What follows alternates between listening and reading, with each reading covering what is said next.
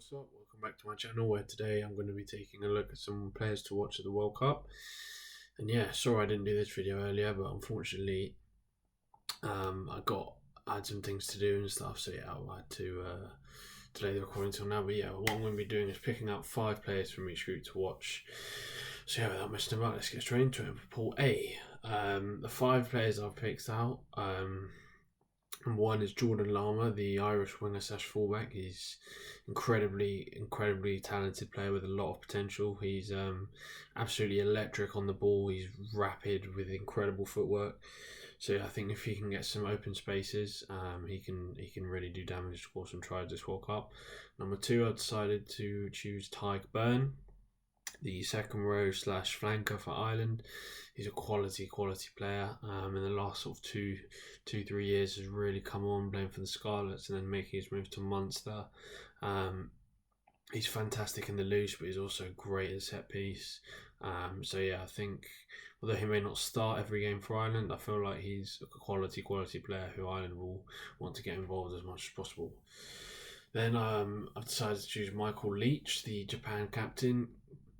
He's a phenomenal player. A lot of people already know about him, but I've just decided to highlight him because he will be crucial for Japan if they're going to progress to the quarterfinals. I think he leads by example really well. Very strong carrier, strong in the mauls as well defensively. He's a very good player. Then another fellow Japanese teammate, Amanaki Mafi. This guy is an absolute beast. He's a phenomenal ball carrier, really good, really great work rate. If he plays 80 minutes, he will work his absolute socks off. But yeah, he's a quality player and someone that I'll never forget. He gave the pass to Kane Hesketh for Japan's win against South Africa. He fended off Jesse Creel, gave a beautiful pass. But yeah, Amanaki Mafi. And then finally, the Scotsman, Darcy Graham. This guy is very young with a lot of potential. Similar player to Jordan Lama. He's absolutely electric. I think he plays for Edinburgh in the Pro 14. He scored quite a few tries last season. But yeah, in open space, this guy can be absolutely devastating. He's very quick, got great footwork, very agile. So yeah, he's definitely one to keep an eye on. Pool B. First up is Jake Pellegrini, the Italian. I think this guy, he's starting to get the credit he really deserves because he is a phenomenal player. He's still young. I think he's about 22 or 23. He's got many years to come in the Italian jersey. But yeah, he's a phenomenal ball carrier and he's an absolute workhorse. He's really great rugby player. So yeah, he's definitely one to watch for the Italians. I know they've already played 2 games, but this is a problem doing this video a bit late. A lot of people are going to critique me and say that I'm judging it based on performances at the World Cup because he's been outstanding in the 2 games he's played. But yeah, I had this list done before the World Cup, so yeah. Anyway, and then on to the 2 All Blacks. I've decided to choose Sevu Reece and Richie Mo'unga, 2 outstanding players, both played for the Crusaders in Super Rugby, and two of the biggest reasons as to why the Crusaders did so well last year and have been doing so well. Sevu Reece is absolutely electric. He made a great line break in South Africa. He's so fast. He's got great footwork. He's strong as well for his size, and he's a lethal finisher as well. It won't be surprised if he scores some tries in this World Cup. And then Richie Mo'unga, who is a phenomenal player as well. Fly half. He's doing well to push back to fullback, which just shows how quality he is. His Super Rugby form has been absolutely incredible. He's a great open field runner, great kicker, phenomenal game management. He's a very good player.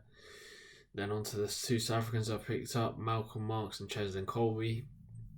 Cheslin Colby, is, I'm sure everyone saw against New Zealand, is absolutely phenomenal. He's been doing it all year for Toulouse. He just leaves defenders for dead, and whenever he's on the ball, he's so dangerous. I think he made over 100 metres against New Zealand, which is quite an impressive feat. Nearly scored a phenomenal try if it wasn't for Mo'unga's great cover tackle. But yeah, Cheslin Colby is someone who I think has potential to really light up this tournament and be a key player for South Africa. Likewise, Malcolm Marx, arguably the best hooker in the world in my opinion. He's just so good at the basics. He's a great ball carrier. He's improved a lot in the line out because he was a flanker and he converted to hooker. A lot of people criticised his line out, but he's improved it a lot now. And in the loose, he's just so strong. He's such a big unit. So he's great mobility as well. So yeah, he is someone that is definitely worth a watch at the World Cup. Pool C, onto arguably the toughest group. The first man I've picked out is Pablo Matera, the Argentinian captain. This guy's a phenomenal player and one of the best flankers in the world, in my opinion. Just in the loose, he's so destructive. He works hard the whole game. Good in the line out as well. He's a phenomenal player. I really rate him highly. So yeah, apologies for that. And then the two Englishmen I picked out of Tom Curry and Sam Underhill. Both natural open sides that England have been looking for the last sort of 4 or 5 years, and both absolutely quality. Both so good in the breakdown. Both strong carriers, strong tacklers. Tom Curry's great in the line out as well. And these two really are the future for England. I think if England are going to do well at this World Cup, these two will have to be playing well, because England's play around the ruck has been often very criticised, and I feel like these guys silence a lot of England's critics because they're just so good in the breakdown, such just absolute workhorses, and make both get through a lot of work throughout the game. I think playing both of them on the same pitch at 6 and 7 is an interesting call. I think arguably you could opt for someone like Mark Wilson and then have one of those two, but having them both definitely helps England in the breakdown, and I think is a great, interesting call by Eddie Jones. And then finally for Pool C, the two Frenchmen, Antoine Dupont and Damien Penaud. Antoine Dupont is someone that my friends are probably sick of me talking about. He's absolutely incredible. In my opinion, he's probably the best scrum half in the world right now. Still only, I believe, 23 years old, so he's got many more caps to come for France. He's just absolutely electric. He's such a complete scrum half. His pass is perfect. Well, not perfect, but very good. He's strong for his size. He runs superb support lines. Great in open field play. Good defensively as well. Great kicker. He really is the complete scrum half, and in my opinion, really has. If France are to do well in this tournament, I think he will be the catalyst to that. When he plays well, I feel like France will play well. He is such a good player. And excited to see him.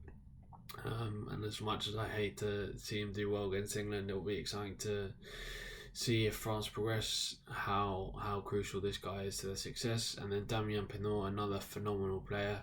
Great open field runner. He's got such a lovely running technique, such a lovely running style. But yeah, this guy in open space is absolutely devastating. His fend and particularly his right foot step is absolutely phenomenal. He's set up. Who did France play against? Their narrow win against Argentina. Penaud was instrumental in one of the tries, and I think he almost scored another, made a superb line break, and then France ended up scoring off that. So yeah, another quality player. And then finally on to Pool D. The first guy I've picked out is Jordan Piatia. I hope I'm pronouncing that right. Piatia, the young Australian, only 19 years old. This guy he's got a big future ahead of him. Only 19. He can play wing, 13 or fullback, and he's equally adept at each position. I know. I've been watching him a little bit for the Queensland Reds, and the opportunities he's got, he's shown that he really is a quality player. He's superb footwork, very quick. Yeah, he's a very good player, very talented. And then the next Australian I've chosen to pick out is Samu Kerevi. This guy, in the last World Cup cycle since 2015, has been absolutely superb for Australia, especially this year. He's so powerful, got a brilliant offload, great step as well for a man of his size. He's just a really good player, really good centre. So I think he's going to play an important part in Australia's campaign, and if he continues to be as destructive as he has been in the carry and tackling as well, he's a very good tackler. I think Australia have the potential to go deep into the tournament, and yeah, those two guys, although Jordan Piatia may not have much game time, I think he is one for the future and one to definitely keep your eye on. Next, I picked out the Fijian Semi Radradra. This guy, if you watch any top 14 rugby, you know he is a phenomenal player.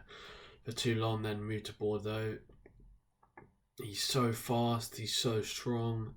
He's everything you want in a centre. He's good. His defensive game has really improved as well, because obviously switching from league, it's not going to be easy to adapt to Union. But this guy is in no time at all proven himself to be a world class player. He's as I say, so strong, so fast, brilliant handoff. So yeah, he's arguably one of Fiji's best players. And if Fiji are to progress, unfortunately they lost to a spirited Uruguay team, but yeah, Radradra is someone that can light up this World Cup.